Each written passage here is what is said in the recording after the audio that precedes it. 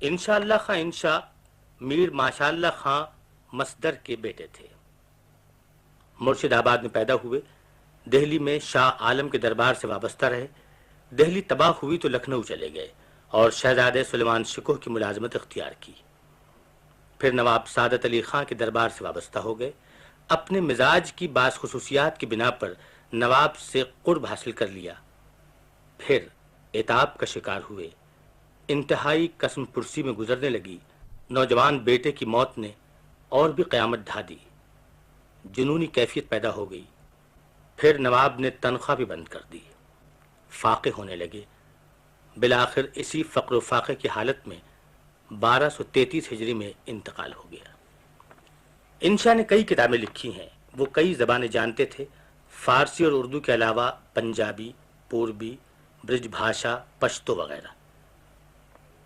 اردو زبان میں جو کچھ لکھا وہ ہمارے سامنے ہے، لیکن وہ ہر اس زبان میں لکھتے رہے جسے وہ جانتے تھے۔ ہنرمند ایسے تھے کہ ایک دیوان بغیر نقطے کے بھی لکھ دیا۔ ایک ٹھیٹھ اردو کہانی لکھی ہے رانی کیت کی، دریائے لطافت کا پہلا حصہ لکھا۔ شاعری میں بے شمار تجربے کیے، فارسی بحروں کے نام بدل کر اردو میں لکھے، منطق کی اصطلاحیں وضع کی۔ بقول محمد حسین آزاد انہیں اپنے عہد کا امیر خسرو کہا جائے تو بے جانا ہوگا۔ انشاء نے نعتیں بھی لکھی ہیں۔ سرور کونین کی بارگاہ میں انشاء کا ہدیہ عقیدت۔